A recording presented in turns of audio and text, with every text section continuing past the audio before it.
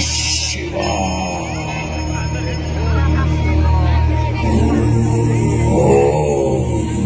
नमः शिवाय.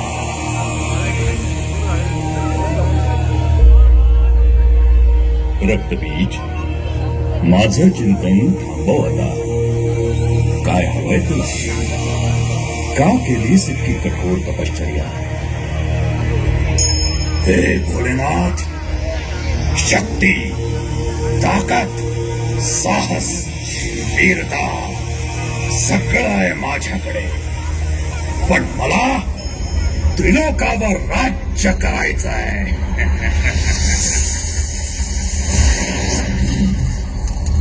तुझ्या सामर्थ्याच्या जोरावर प्रयत्न करून बघ. शत्रू शक्तीनं अथवा युक्तीनं माझ्यावर मात करू शकेल. मला कोणी पराजित करू नये म्हणून मला अमर व्हायचं आहे.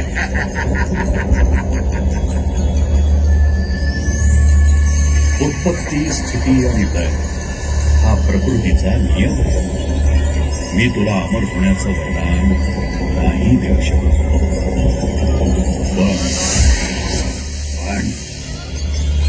पण काय प्रभू, तुझ्या उत्पत्तीला थांबवता येणार नाही असा वर मी तुला देतो.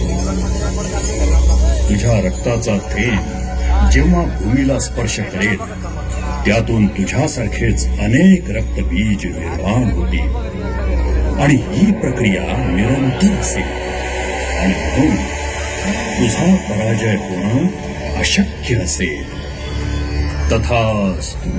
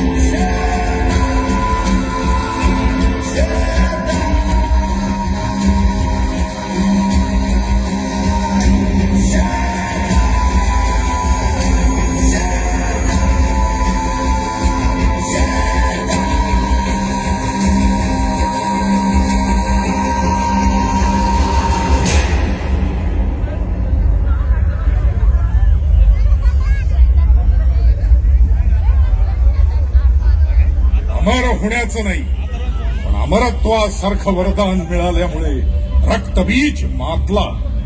त्याने पहिल्यांदा पाताळावर आक्रमण केलं.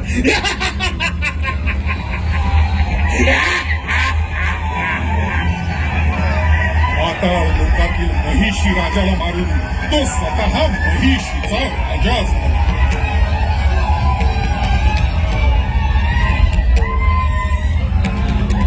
रक्तबीज पाताळात असतानाच त्याला महिषासुराच्या वधाविषयी समजलं. महिषासुराचा वध एका शक्तिशाली महाकाय देवीनं केल्याचं समजताच तो वेडापिसा झाला आणि त्या देवीचा वेड्यासारखा सगळीकडे शोध घेऊ लागला. पूजा पाठ करणाऱ्या ऋषी मुनींवर अनन्वित अत्याचार करू लागला.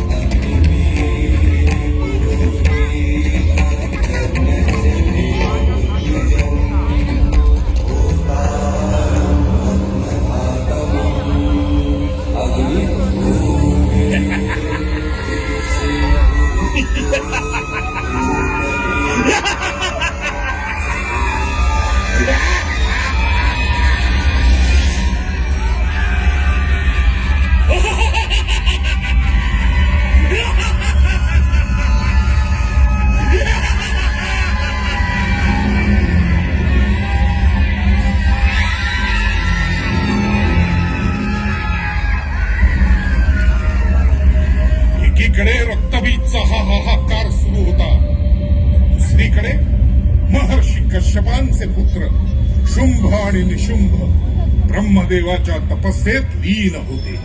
ओम ब्रह्मदेवाय नमः. ओम ब्रह्मदेवाय नमः. ओम ब्रह्मदेवाय नमः. ओम ब्रह्मदेवाय नमः. त्यांची ही साधना फळास आली. आयुष्यमान भव. तर आम्ही होणारच आहोत भगवान. आम्हाला अमर व्हायचंय आणि त्याच वरदान प्राप्तीसाठी तुमची साधना केली.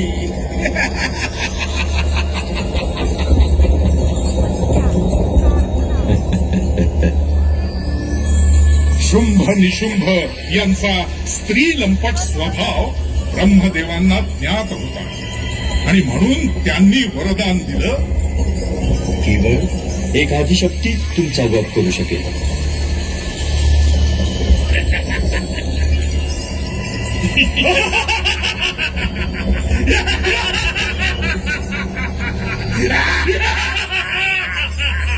ब्रह्मदेवाच्या या वरदानानं गर्विष्ठ झालेल्या शुंभ आणि निशुंभांनी आपल्या भावाच्या हत्येचा सूड म्हणून इंद्रावर आक्रमण केलं. तेव्हा इंद्रदेव नृत्य गायनात रममाण होते.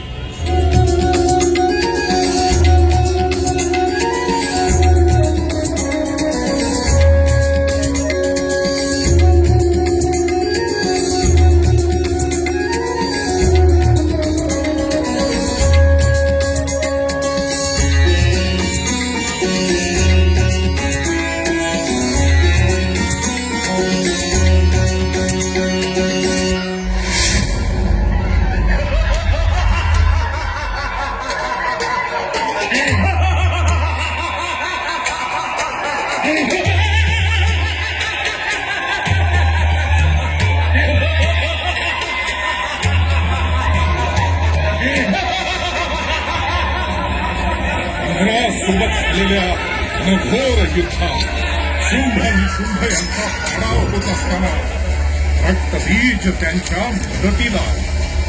रक्तबीजाची वीरता बघून शुंभ निशुंभ त्याच्याकडे आकर्षित झाले आणि स्वतःहून त्याचं सेनापतीपद त्यांनी स्वीकारलं. सोबतच स्वर्गातून अंतर्धान पावलेल्या सर्व देवांचा मार्ग काढण्यासाठी आपल्या अत्यंत विश्वासू अशा दोन चंड मुंड राक्षसांना त्यांच्या शोधासाठी पाठवलं.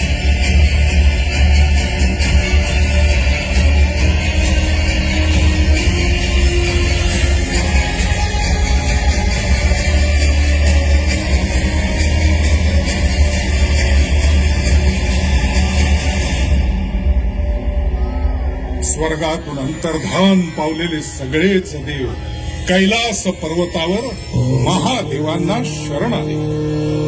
त्यावेळी भगवान महादेव त्यांच्या साधनेत अखंड बुडाले होते.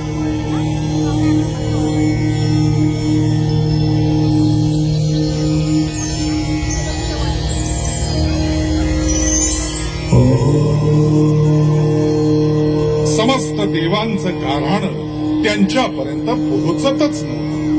पण त्यांचा आवाज पार्वती मातेनं ऐकला आणि माता पार्वती त्यांच्या समोर प्रकट झाली. प्रणाम माते. प्रणाम. समस्त देवगण आज कैलासावर अवतरले. नक्कीच काहीतरी खास प्रयोजन असेल. माते, आम्ही अनभिज्ञ असताना समस्त दैत्यांनी स्वर्गावर आक्रमण केलं आणि त्यांच्यासोबत महादेवांचं वरदान लाभलेला रक्तबीज आहे. या संकटातून केवळ देवाधिदेव महादेवच आम्हास काढू शकतात. देवाच्या घोर तपश्चर्येत बाधा आणि विघ्न आणण्याचं धैर्य माझ्या अंगी नाही. पण देवराज, युद्धभूमी सोडून पळणे हा पुरुषार्थ नाही. आपण युद्ध सुरू ठेवावं. काहीतरी मार्ग नक्की निघेल.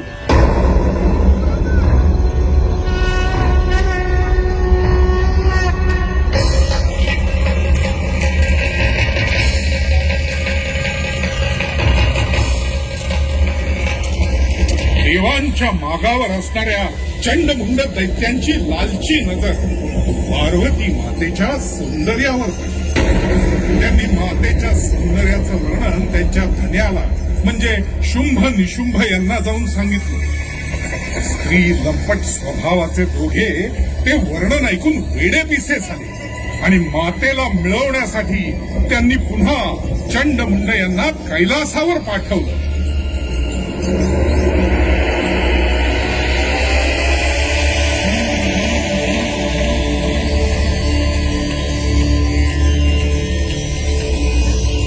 हे अतिसुंदर रूपवान ललने, आम्ही तुलाच आमच्या सोबत स्वर्गात यायची विनंती करायला आलोय. हे सुंदरी, आमच्या सोबत चल.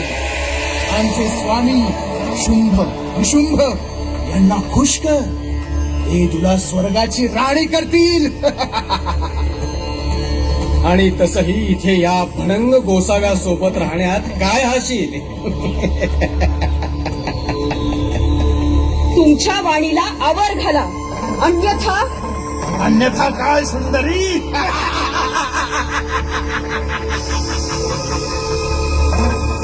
तुमच्या वाणीला लगाम द्या आणि याचं भान ठेवा की तुम्ही एका स्त्रीशी बोलता आहात, जी स्त्री तारूही शकते आणि मारूही शकते.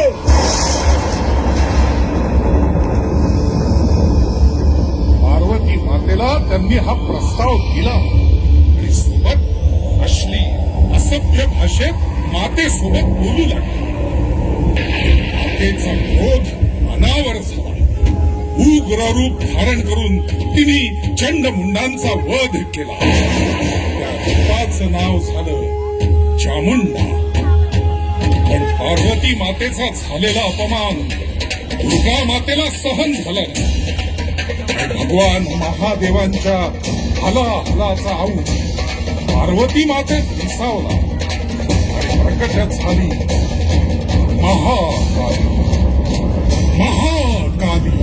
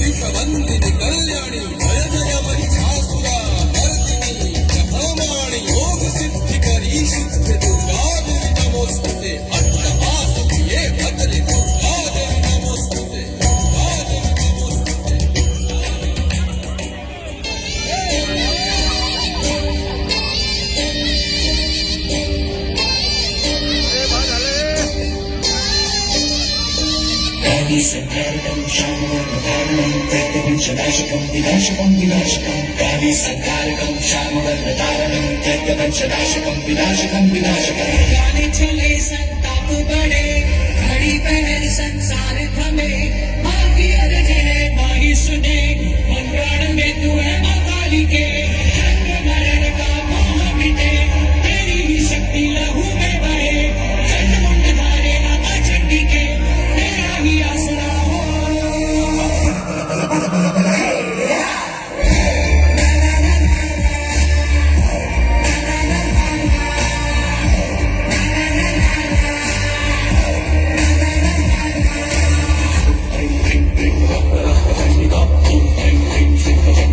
चंडिका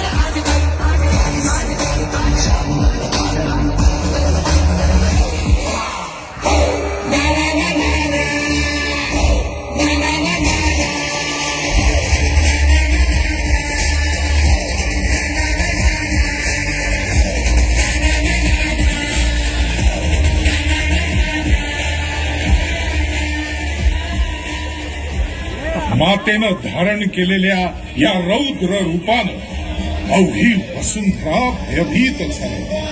तिच्या प्रकोपात रक्तबीज देखील संपला. राग शांत होईल. आता तिला शांत करणं कुणाच्याही आवाक्यात नव्हतं. लय सगळ्यांना गिळंकृत करेल या भीतीनं सगळ्यांनी देवाधिदेव महादेव यांच्या चरणी भाव घेतला. महादेवा महादेवा कृपा करा कृपा करा, तुम्हीच मातेला शांत करू शकता. हे कैलासाधिपती, पार्वती मातेने धारण केलेल्या या रौद्र रूपाला शांत करण्यासाठी तुम्हाला तुमचं स्थान सोडावंच लागेल. भगवान, या तीनही लोकात तुम्ही एकमेव आहात जे हे तांडव थांबवू शकता. हे तांडव जर थांबवलं नाही तर विनाश अटळ आहे महादेवा.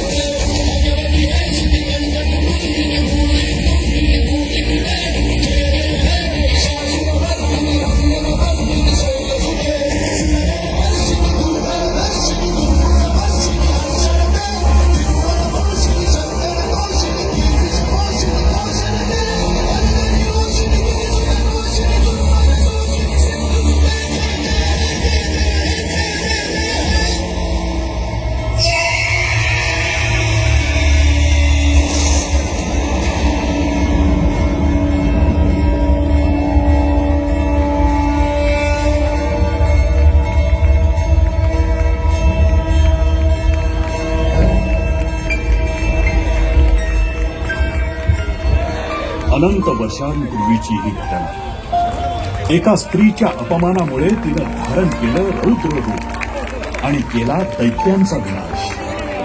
आज अनंत वर्षानंतरही परिस्थिती बदलली नाहीये. आजही हजारो रक्तबीज आपल्या आसपास उजळ माथ्यानं वावरतायत. आपल्या माता भगिनींवर अत्याचार करतायत. त्यांना कायद्याचा वचक राहिला नाहीये. आणि म्हणूनच आता गरज आहे प्रत्येक स्त्रीनं आपलं पार्वतीचं रूप सोडून महाकाली होण्याचं.